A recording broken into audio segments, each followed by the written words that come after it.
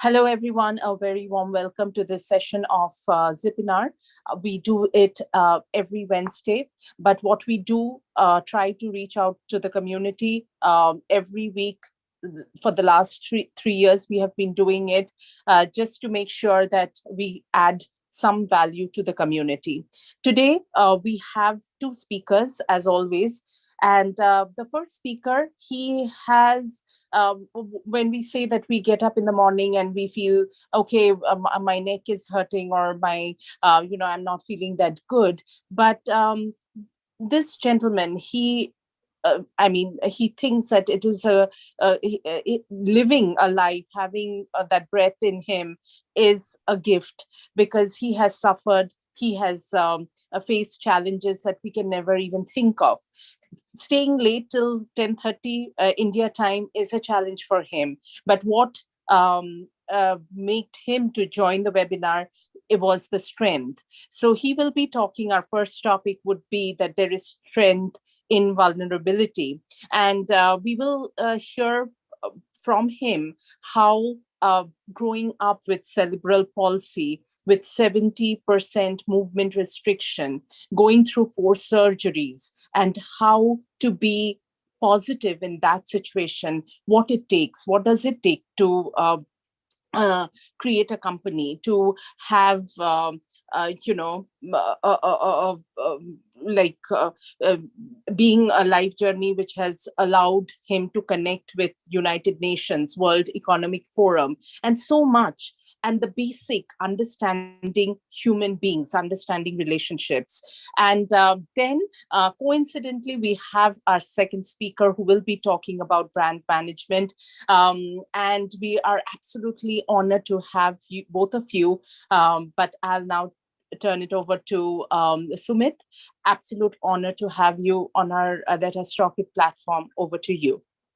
It's a pleasure to be here, Julalji. Thank you for this warm words and warm welcome. It's always a pleasure to address an audience and share my story so that I may continue to inspire others to live their lives to the fullest. So I was born in 7 months.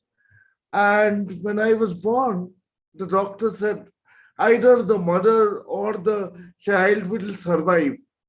Fortunately, both of us survived. So I begin with the line, I am not supposed to be alive today. I faced 4 major surgeries at a very young age, and I still have 70% movement restrictions because of cerebral palsy. I thought that life was difficult when I was young, because during the school days, my mother fought very hard to get me into a normal school. I was rejected by 30 schools. I was not given the opportunity for a normal education. My mother had to quit her career as a lawyer so that I may get admitted into a normal school. After I got admitted into a normal school, I faced isolation from my peers. They thought, why talk to him? He is different. He behaves different. He is not able to walk or stand on his own. So he is not a part of us. He is not a part of the society. He is an outcast. And that is how I was treated. During my education days, I faced isolation. I overcame the isolation through social media. I made a lot of friends from social media. And I believe technology has been an enabler in my life. After I completed my postgrads, I started looking for a job. I was rejected from 6 jobs because people told me, you have an MBA in marketing, and for doing marketing, you need to be able to walk or stand, because you need to travel and meet clients and interact. I told them, that year was 2016, I told them I could handle all the clients through Skype. Still nobody gave me an opportunity. I was like, I don't care if the world doesn't give me an opportunity. I'll create my own opportunity. I became an entrepreneur. That is why I call myself an accidental entrepreneur. A person who was forced to become an entrepreneur because he didn't have a choice to find some dignity in the society. Right now, through PR Signal, I'm globally connected with many clients across the world where I help them build their personal brands online through LinkedIn and other social media platforms. My journey has also been featured by Forbes, Fortune India, and various other magazines who have talked about the power of resilience and the power of vulnerability. Through my journey, I have realized I am disabled, and that is not a bad thing. Disability in itself is not a bad word. You don't need to say differently abled, you don't need to say specially abled. You need to accept that some people have certain disability, and that is not a negative word. That just limits certain aspects of your life, but it also enhances other aspects of your life. So I have been an entrepreneur with a disability, and I believe with the support of parents, with the support of family, every person with or without a disability has a place to belong in the society where they have opportunities to equal rights and to live their life with a dignity. My journey has allowed me to connect with organizations like Rotary, TAI, and various other international organizations. I have spoken at various other forums in the world, shared my journey in the hopes that I might inspire more persons with disabilities to become entrepreneurs and to find dignity and their rightful place in the world. Everybody has a place to belong. Let us leave no one behind.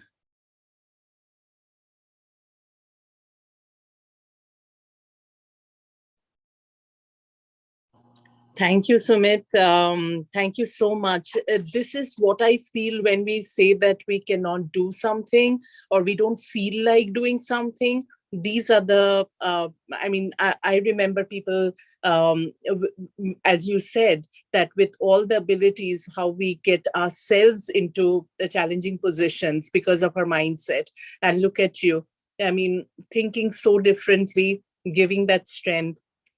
Thank you so much, Sumit, for sharing your story. And yeah, I mean, it's always a pleasure. If you have anything that we can help, as you said while we were talking, that is there enough, Yeah, uh, diversity in your company? Yes, there is none. I mean, we can say we have, people working from different countries, but do we have really enough diversity? This is a time we need to think about it. And especially with a challenging environment situation, people, all of that, is it included in the community? So yeah, we'll definitely give it a thought. And I think if anybody has anything to talk or ask, can go ahead, please. Hi, Sumit. My name is Anuja. I'm your co-speaker. hello, Anujaji. How are you? Yeah, we're connected via LinkedIn, but though we've not spoken, or I didn't know about you. So it's an honor to be here, sharing this platform. It's not because of, like you said, the specially disabled or whatever that keyword it's called. It's just because of your entrepreneurial spirit. That's being an entrepreneur. That's that's the spirit of every entrepreneur. Adversity, problems. That's nothing to us, because even though it's not a disabled thing, I had my own journey, struggles. I was failed startup twice, but the vigor you have it to come back now, that is only an element which an entrepreneur has. It's an entrepreneurial trait. So I adore and admire especially your mother, because mothers are, every time, they're powerful beings. They're the ones who make you what you are. So my respect for your mother, who actually stood by you. Yes, she sacrificed her entire career Career, so that yeah, that's something. I Yeah, might stand in my life, and she would again, given the chance, she would again do it in a same thing. heartbeat without a second thought. So, so as I say that there is a lot of strength in vulnerability. People say that when you are Very being much, vulnerable, very you much. are being weak. But No, but I believe, vulnerability gives you this. Vulnerability gives you strength in the most worst times. That is where you realize that what exactly is your strength. yeah. So as I was saying, there needs to be a conscious mindset shift from from sympathy to empathy, that people with disabilities should not only be seen as takers or people of charity. They can also contribute to the economy, and they can be a part of the economy, and they can live their lives with dignity at some form of, at some part of our lives. When we go through old age, everyone goes through a disability. Everyone has some certain disability they encounter at some point of our lives. We have to realize that it is not sympathy that we are doing for people with disabilities, but it is just giving them an opportunity. It is not a privilege when a person with a disability asks for a job or wants to become an entrepreneur. It is just their right. They're asking for equal opportunities. Very much so. Very much. Yes, I mean, I cannot agree more. And when, kids, it starts early, I guess. When kids say, I am bored or I don't have anything to do, I said, I mean, you have everything, you have everything working, and you have a mind. And then that's how it starts initially. And when we have, I was telling Anuja, when Anuja agreed on doing the webinar, since although it was late, but I said that this is the perfect match. I would say that you are an entrepreneur, the mindset which all that matters, right? So, yeah, absolute honor to have you, Sumit. Cannot thank you enough for staying up late and doing this for us. Thank you so much. It's a pleasure. Yeah. And Uh, before I just conclude it, I just want to say one more sentence. Like you said, no, everyone deserves a chance for sure.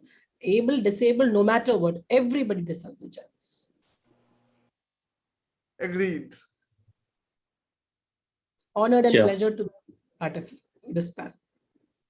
Yeah, Sumit, it's so inspiring that, I think, whenever we feel low, it can, whatever inspiration you are seeing can really lift our spirits up. So your spirit is not only helping you to, come back, but it will help so many others as well. So that is so contagious, positive, empowerment. Thank you very much for joining us today. Whenever you feel low, you just need to remember that life is a series of choices. You can either choose to give up, or you can either choose to get up and fight for a greater cause. And I think, when I stayed up in the hospitals for such a long time, I used to see critical patients in the hospitals, right? And most of them, nobody used to talk about money in their banks. Nobody used to talk about how many jewelry they had. All of them wished for one more day with their family, or maybe some impact that they wanted to create in the world, or maybe some smiles they wanted to bring on the faces of children. So at the end of the day, we are all measured by the impact we leave behind in the world, and how we make the world a better place.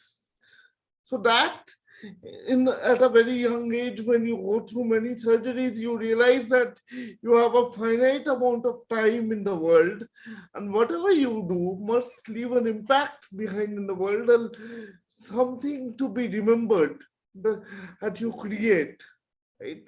Not just for yourself, but to leave the world a better place than it was before. And I cannot agree more, Sumit. You have absolutely impacted us today. I mean, just reminding us to be grateful that we are here, and we have a life where the doctor's visits are not frequent, and we should be grateful for that. Yeah, you did impact all of us who are listening in right now, and who will be listening to you later on other social media platforms. Yeah, with that, I'll turn it over to Phil. Phil, over to you. So much, Adrilan. Sumit, thank you so much for responding to my message through LinkedIn and joining this webinar today, inspiring many others. They maybe have the ability, or they maybe have the disability to be more courageous and take the chances that they will get.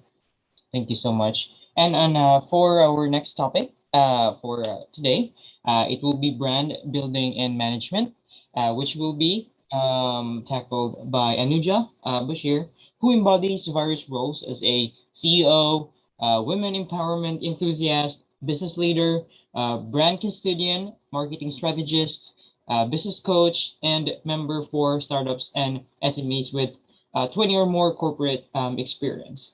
So she has branched out her knowledge through national and international forums as a keynote speaker on Josh Talks and TEDx platforms on business transformation and growth. And also, as she shared from earlier, that her company already has presence in 15 countries. So it's a pleasure for her to be joining this platform and sharing the information that she'll be talking about today. And I'll hand the platform over to Anuja. Thank you, Phil.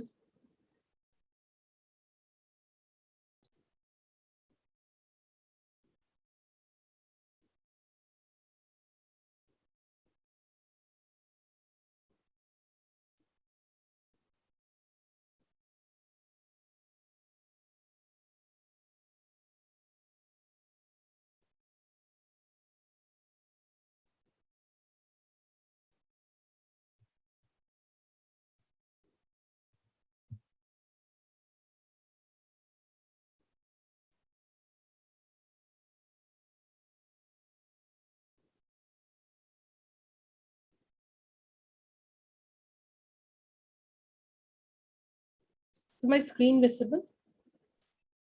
Yes. Yes, it is. So today, basically, I would be taking a session on how do we evolve a brand? What is a brand?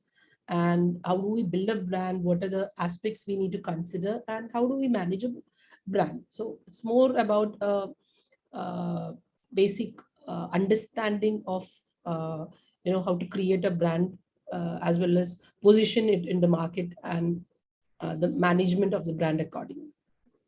So let's just go through this logos. If you could see the left and the right side, you can see two logos. So can anybody just tell me what exactly do you feel when you see the left logo and the right logo? Yeah, the question is open to everyone out here. For the sports brand. Yeah, sorry. Sports brand, yeah, and then the left Other one is supported. the I left would say one we can immediately recognize. Exactly, Julia. That is the point, because we don't need that swoosh is actually you don't need to write a Nike over there. You can understand that's because that's the impact of the brand. If you take about Hilton is basically a chain of hotels and resorts. Now, if Hilton starts a shoe brand, it will be very difficult for them to get themselves positioned in the industry of a shoe market. Now take Nike starting a this hotel chain. Of course, the brand is so much widely published that it won't be difficult for them to get customers. So that is a basic difference between a logo and a brand. So what impact it is generating among its targeted audience, or among the entire chain of customers they have. So that is basically the difference we can actually convey in terms of what a logo is and what a brand is.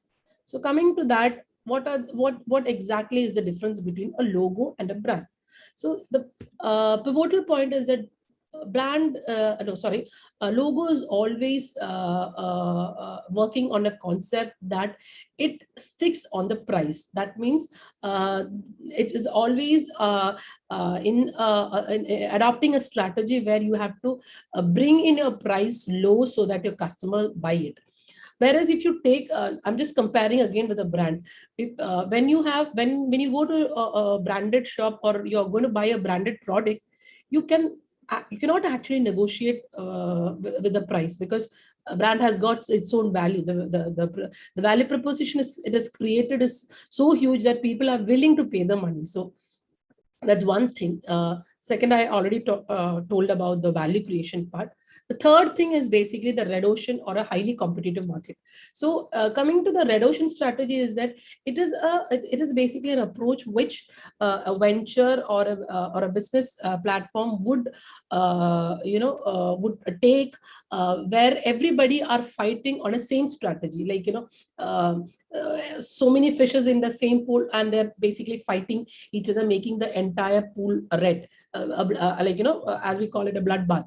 So that is the reason why we call it a red ocean. So they're not bringing something unique. Now, if we call the brand, it is very difficult to create a unique identity, but eventually the brand has that sustainability and consistency to create something of its own, and it creates a clear water where it doesn't fight with the other competitors, but create something which is of high value, or something that is of useful. Now the fourth point would be loyalty, because now if it is a logo, or a normal product or a service, somebody builds a product in that same domain or a vertical, you won't be having loyal customers. They might be interested in the new product or the service depending upon their taste. But in case of brands, they are always addicted to the brands. Like the people who love Gucci, or the people who love Veramoda, the people who like Nike, it's always like they are obsessed with it, because it would be hard for them to consider some other product or a brand compared to the brand they love. And in comparison to the innovation these brands create, that's different, because in case of a product or a service, how a brand differs from a normal product or a service is that it always has some sort of innovation or some sort of innovative approach, which gets themselves recognized as a brand in the market. So that is basically the basic difference between the life cycle of a logo and a brand. Brand always is like a promise or a commitment to the people, where it keeps a quality.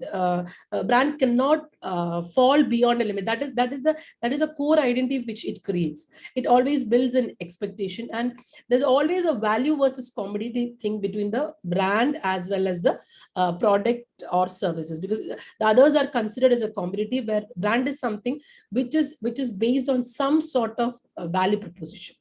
And like I said, it is never price conscious, because people are ready to buy how much ever money it wants, because they are obsessed or they're addicted to the brand. Now, brand is always, they come into the market or the position in the market according to the ask of the customer. That is the difference, the basic difference between a brand or a product or service, is that in case of product, or most of the times they're built, and later on they figure out who their targeted customers are. But in case of a brand, they have a proper strategy according to which the particular thing either can be a product or a service for which it has been for which it has been built. It has a specific solution according to the ask of your customer. Now, brands are basically called as the powerhouses. that tell compelling stories, because they have got some sort of connect with their customers, giving them why exactly they are better, or why to choose them. That's a basic thing which a brand, they never have a push theory. It's always a pull theory for them, where they adopt an inbound marketing approach, where the customers are actually inspired and attracted to the brand. And the important thing is that once a brand is built, just now I was mentioning about the Nike's thing. If Nike starts a hotel chain of its own, definitely it will have customers, because of the fact that the brand can influence some other product under the same brand name. Okay, and like I said, brand always answer the question of why you need to choose us. It basically shapes an identity, giving the reason of why we are unique, or why exactly we stand a strong chance compared to our competitors, and gives a specific reason for its customers to be always with it. These are the 4 symbols which a brand represents: a promise, a pledge, an assurance, a commitment to its customers. Now, these are the basic things which, if you define what a brand is, brand basically is defined by a product or a service which actually is built according to the ask of the customer. It is actually though defined, or through words or content or stories, it has been defined. Through the actions or through the services or the quality of the product it has been built, the brand gets recognized, and it always have an influence among its customers. So first of all, there are 3 important things you should know in a brand. That is, one is a brand identity. Brand identity is a first step while creating a brand. So brand identity is basically consisting of 2 important facets. One is a core identity, and the other one is the extended or the visual identity. Now, speaking about the visual identity or the extended identity, is basically, you can call the logo, the tagline, the color palette, the business collaterals, whatever the visual things which the brand represents. Now, in case of core identity, is the key message or the key values for which the brand is being built. What exactly the brand is conveying to its customers, why exactly it exactly shows its identity, wherein why is this product or service being specifically built for these customers. So that when the core identity and the visual identity combines together, we create what is called as a brand identity with a unique set of elements, which has in terms of the value, in terms of the visual appearance, in terms of the concept, in terms of a very strong bond, which creates a right relationship with its customers. Now, the core identity can be called as the essence or the DNA of the brand. It is the exact reason why the brand exists, because visual identity through logos, through designs, we can create. You can never call creating a brand. Branding is a process where we try to create a visual identity and a core identity, where you conceptualize a thing where it is bought into the market, but you cannot call it a brand unless it has been recognized by customers. So branding is a process which is a medium through which we get the clients to get ourselves recognized, where they believe that yes, this is a brand. This venture or this business is giving us a commitment or a process or a promise. Now, coming to let's talk about 2 examples of speaking about the core identity. These 2 symbols are very known to you.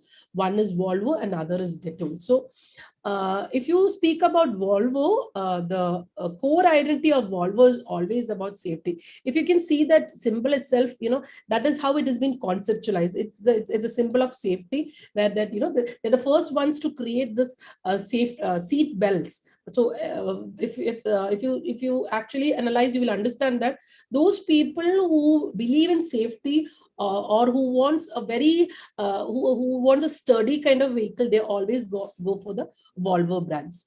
So that is something which on the core identity on which Volvo is built. Now, speaking about Dettol, if you could see that that sword-like thing out there, it basically shows that it's a germ.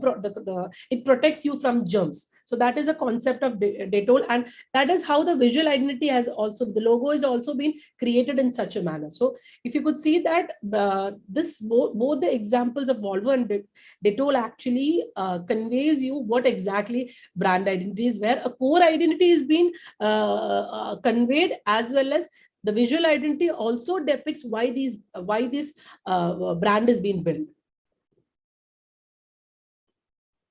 Now, speaking about visual identity, I've already spoken about visual identity. It represents the logo, colors, the feel, and the look of the brand.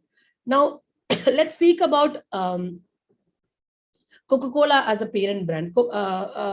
Thumbs Up and Coca-Cola basically belongs to the parent brand called the Coca-Cola, where if you check Coca-Cola, where the core identity is always representing the values such as joy, family, friendship. Like you could see the ad, how it, if you see the, even the current slogan of Coca-Cola, it's basically, it means happiness. Now, if you come to Thumbs Up, though it's under the same parent brand, but it's always, very risk-taking, strong, adventurous, and the slogan itself is "Stays a Thunder," where it's more kind of adventurous. The concept is people who are kind of daring and, who are very, willing to take a risk, always goes for the, those type of youngsters, or so they are the targeted audience of this particular brand. Though the parent brand is the same, but the core identity of both the sub brands are different. Now, who are the people who designs brand identity? So if the company themselves have an idea of what is the basic concept of building this brand, and if they have marketing strategies in their own team, they themselves can create it. Or else, if they don't have the right strategists or the people who can conceptualize it, they can approach this companies or agencies like us, what we do, where we help you to create such concepts, brand identity, along with brand lines, guidelines, where the brand has specific do's and do nots, and the visual visual appeal, or the entire presentation of the brand has been done such a manner that it gets easily connected to its targeted audience, eventually converting them into customers. Now, there are two types of frameworks in which you can create brand identity. One is called the David Akers model, and the other one is called the Prism model. I'm not going into detail of that, just an understanding of what are these, how to create a brand identity. For example, I've already spoken of what brand identity is. So just a basic understanding of what are the things, how you can, with your product or service, how you can build a brand identity. So in Akers model, there are four kinds of brand identity. How you can, so brand as a product, branded as an organization, brand as a person, brand as a symbol. These are the four categories in which a brand identity has been created. For example, product. If you speak about Bisleri, Xerox, Gillette, you could see that nobody speaks about mineral water. You want mineral. Most of the for even if it is another brand, people call that product as Bisleri, because that is the impact which Bisleri has created. Now, if you talk about Xerox is actually a product.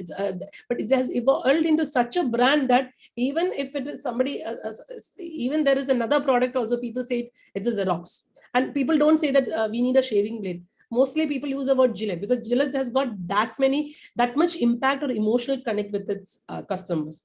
Again, coming to brand as an organization, Tata is the best example for it. We have Tata Steel, Tata Salt, Tata Motors. So basically, here the brand is the organization. If you check about Bisleri, Xerox, where here the brand is actually the product. Now we are speaking about brand as a person, where this Mr. Muscle is basically a floor cleaner. Here, the brand is being represented as a person. Now, if you check onto brands like McDonald's and Nike, etc., it's been represented as a symbol. Nike's at swoosh, McDonald's at arc, rings at lightning thunder. All these symbols basically represents the brand. So this is how, according to the Akam model, a brand identity can be created. I mean, how the visual or the extended identity can be created. Now, speaking about the Prism model one, they've got six versions of. It's like a prism. So it's called the physique, personality, culture, relationship, reflection, self-image. You can speak about.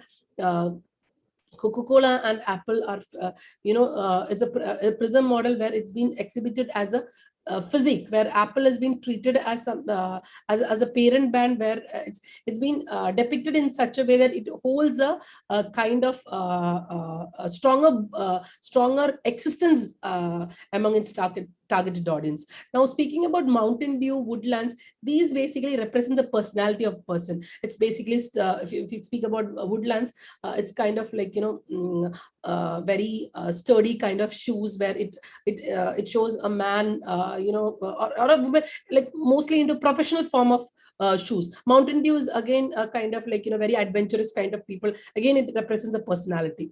Now, Indian Airlines, if you can see that Maharaja kind of thing, basically it represents a culture. Starbucks is basically, again, it represents a relationship, the connection it has with its customers. Again, close up or Raymond, close up, you can see the smile, basically the reflection of that smile or the happiness. Even Raymond, it again shows a reflection of a very strong, confident man. Again, Raymond also in another angle, a self-image is portrayed out here. Gillette or L'Oreal, a woman's brand. It's basically the woman, the tagline itself is woman worth it. So if you speak about all these six versions, a brand identity, these are few examples of brands that has been created in the six sides of the brand identity prism. Now, there's something called brand personality. Brand personality is basically brand is treated as a human trait, where the character attributes like a personality of you. It's not basic. I'm not talking about something called a brand ambassador. It's not a personality or a celebrity who's endorsing the brand. It's basically the nature of the brand is like a personality. It's basically the intangible traits that's been incorporated within the brand, where people treat this as the basic identity of the brand. If you see, just for example, I've come up with few of the brands. If you talk about sincerity, SBI, Cadbury's, because if you see the ads, you will get that connection. Coca-Cola, family, the joy, sincerity. It's more connected with family, happiness, friendship. So there, something, the personality trait that is reflected as sincerity. Now, if you see about Mountain Dew, Apple, and all, the personality that is reflected is excitement. Again, competence. If you could look, there's basically a competence that's been like Surf Excel. If you see that, it's like it's basically it's a competition. It's a power they show on the other competitors. So it's the competence that comes in, where it's powerful. Something it show the trait is basically power. Now, if you come to these brands called Rolex and Gucci, basically it's connected to sophistication. Now, if you speak about the rugged ones, Woodland, Levi's are few brands which shows a personality of being rugged. Now, these are, we spoke about something related to brand building, brand identity. Then after that, we create brand collaterals under which we have business collaterals, having the business cards, letter. These are all representing the brand. And we have marketing collaterals of a brand which conveys what services they do, what are their products and stuff like that. So once a brand collateral is created, then we go through a strategic approach where how to manage this brand and how to position them in the industry, where we have a very high competitive approach. So basically what we understand is that once a brand identity is established, then the strategists of the particular venture or the business, they try to bring up with plans where they can position the brand in such a manner where it has been recognized and accepted by its targeted audience, and eventually after attraction they delight the customers and convert these sorry, not the customers, the targeted audience, and convert these targeted audience into customers. So once this is done, once the positioning is being done, later on we try to manage the brand through various platforms and various channels like social medias, websites, and where you're constantly, your recall is being given to your customers, where the brand exists and it can do all these wonders. Now, just speaking about the brand identity, coming to the visual identity part. In visual identity, we will be having a logo, a typography. Typography means the way in which the venture's name is written or the brand's name is written. Color palette is the colors involved in that particular logo, or the colors which we are supposed to use in these, in depicting the brand. And basically the product packaging designs and stuff like that. So brand positioning is again, like I said, the process of defining some approaches or concepts so that the brand get noticed, sorry, among its targeted audience. And for that, what we do is that through the act of designing, we create stories, we craft the brands in such a manner, we develop a connect with your targeted customers, where they feel that emotional bond with your brand, and they buy your product or they take your services. So the basic thing what a brand strategist should keep in mind while positioning the brand is that, first of all, you have to do a market segmentation, where you have to understand that who is your target marketers. Then you have to do a competitive analysis, where you have to understand who, before that you have to understand who your competitors are. Then you do a complete competitive analysis, where you understand where exactly your competitors stand. Along with that, you have to do a SWOT, where you understand what is your strength, your own strength, and then you modify, you innovate, and then you bring up with new things where you make yourself unique compared to your competitors. And then once that difference has been created, where you create a unique value, where your customer thinks that yes, we can choose you because of what you give.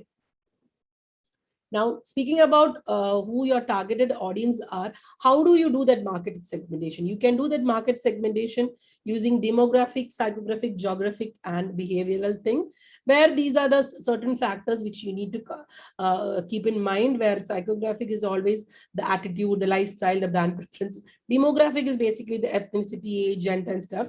Geographic is according to the website data we collect. The data is basically the mobile use, the sales data, secondary data, etc. And the behavioral thing is basically again the lifestyle, the attitude of the customer, the usage of the customer, lifestyles, and various factors like that. And once all these things are done, you should have the right marketing mix to make sure that your brand marketing is done, so that your brand, the position you have created in the market is being well managed. For that, what you have to do is we have to bring with a right marketing mix, where you have placed the product very well in the market, especially in the right place, along with the right promotion and certain kind of marketing tools or technical augmented stuff you need to promote, so that you are technically or digitally upgraded. And basically the normal stuffs of 5 P's: product, price, place, promotion, people. This is something which you need to keep in mind. So once this is done, you can do the brand management part also. So basically, I think I've covered the creating of a brand, what you have to keep in mind while creating a brand, what you have to do while positioning, and then how do you manage it. So again, like I said, brand management can be done through various channels. Then you can do content marketing, email marketing, digital marketing, and stuff, so that your brand or your product, your product and service is known to your targeted customers, where eventually you evolve as a brand. Yeah, I think I'm done here. Thanks. Thank you so much, Anuja. That was a really great, very insightful session regarding brand management. And also, yeah, we have learned so much regarding how to like recognize a certain brand by just like looking at its logo, like how it is made, and all the sorts. Now we are open for questions. So for those who would like to ask Anuja some questions and also just to share their insights regarding the topic? Please unmute your mic or raise your hand so we can acknowledge. Hello. Yeah. Hi, Anuja. It was a very nice presentation. My name is Thank you. Manmohan, and Yeah, I'm also with Let Us Talk It and also with Cogit in customer success. I wanted to ask you any new startup in a niche segment, as in like crypto or any blockchain. How would you think we can create a brand identity at a very short time? Okay. First of all, there's no short time thing because I like I said, we take an inbound marketing approach while positioning a brand. So we have to do a lot of back end works where it takes there is a breathing space. So it's not a process where you can just simply get into the market. So I don't think there's a process like that. If even somebody has come up with it, I really don't know whether that process, because we need to do a lot of understanding about the brand. Even like you said, the blockchain business, though it's getting very much recognized in the industry, and it was like a niche market again, but now it has become a competitive market. So we have to understand basically in the same market what is that particular thing where like I said, what can you give better than your competitors? Okay, so there you have to unless you completely understand the vision of the founders, what they are there, or what exactly the particular venture is trying to build, or what is the innovation. So we have to bring some unique approach. So for that we have to completely understand the business as such, and eventually we come with the brand approach. Okay, and what is your formula for your own brand? Okay, so for my formula is that my business model was that I understood that for a brand to survive, you need a lot of elements. So I created my policy was that I created the elements first. I made them very strong. It took me time to create that element. So once that element was created, I connected these elements in such a way that each of my verticals under the same, because mine is a 360-degree business solution where we are into branding, marketing, IT, digital marketing. So I created each vertical. I took time to create each vertical. I positioned them, and then I put my effort into the other verticals. I created a time. I studied it in depth. I brought in experts, and then I connected each of the verticals. Today, my brand is positioned in such a manner that any of my client in any of the vertical, they can bring a client to my other services. So as I say, it's like a supermarket. So my theory is create a supermarket, but there also you have to create a solid plan with the backup. Got it. Thank you. Yeah. So Satya has a question. Yes, there's a question. Go ahead, please. But so many acquisition around the market is happening at the same time. The brands are being killed as well. After so much of brand marketing, is it better to sustain multiple brand, or is it wise to consolidate by killing? Yeah, Satya, that was a very good question. So basically, the thing is that in the market, especially in the market these days, investment saga has come to that level, because just now as Manmohan asked, what is a short thing? The short thing is people think that there are basically two techniques, like short, you can adopt a short path or a consistent long path. So what happens with a few I would not call it a brand. Basically, you can take it as a product or service where they continuously push into ads, advertisement, where you might have an investor or something where money is being pumped in huge. Now the question is that See, even if that attention you're getting of the customers, if you cannot maintain the quality, if you cannot create the uniqueness, eventually this gets killed. And just as Satya mentioned, it's like a red ocean theory. That's what I said. You can't call them brands. It is just because you're pumping in too much money. You're doing, people recognize that thing because you are doing continuous, what do you call, the 365 days marketing thing. You can't call it, that is evolving into a brand, because again, brand has something called consistency eventually, which it has created over years, and something where its customers look upon. So the marketing part, definitely the ad, the continuously social media creation, where you pump in a lot of money through digital marketing, where targeted customers know about you, given, I mean, a lot of inorganic approaches as well. So here the question is that, are we trying to create a niche of your own, a blue ocean strategy, where if the money part has been taken, can you exist? If that answers, like I said, no matter whatever the reason is, you will but definitely marketing plays a very vital role, because it helps you to get the visibility. So I would say that if you strike a balance between what exactly your core values or identity or uniqueness you have, along with right mix of marketing approach, the perfect blend of mix can help you to sustain in the market, no matter however huge giants pump in money. I would say that, because I've experienced it, and I think that if you come with that approach, definitely you can have a consistent way of staying in the market. I hope, Satya, I just gave you enough to clarify your question. I mean, an answer to clarify this. That is perfect. Thank you so much for answering and for giving us the thoughts regarding the wonderful question.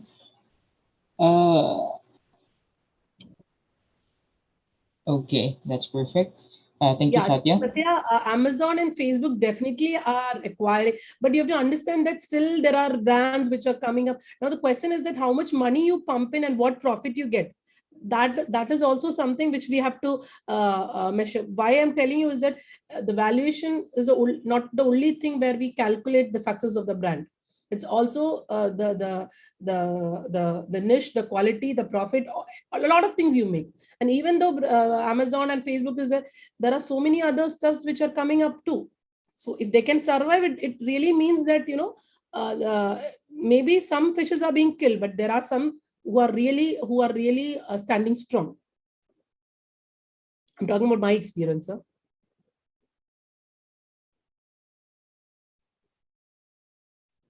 Yeah. Okay. So yeah, Anuja, if you can stay back at the end of the live session, I would like to chat a few minutes more. You can stay back in the same Zoom. Yeah, will it take long? Because I have a session. I mean, I have a online meeting early morning. Because if it is for a short duration, fine, that's not a problem. Yeah, should be 5 minutes. Yeah, thank you. Okay, so I think we're about to close the session for today, and I thank you so much, speakers, for your time and the efforts for joining our webinar today, and again, still providing wonderful insights and knowledge to the viewers and for everyone who seeks. And also, we wanted to let you know that we also have our live Youth Let Us Talk It webinar that happens every Saturday at 4 p.m. Eastern Time, which you can join the purpose sessions at every Tuesday and Thursday at 4:30 p.m. Eastern Time by registering at our website, letustalkit.com/youth. And for younger youth group, we have preference sessions Tuesday and Thursdays at 8:30 p.m. Eastern Time. And also for those who would like to, who will be able to review or check this session through our Facebook and YouTube. And if you wish to be part of our speakers, you can also visit our website and send us a message through there.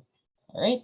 So again, thank you so much, everyone. We're about to close the session. And please join us again, the same time, same day, next week, Wednesday, 12 p.m. to 1 p.m. Eastern time.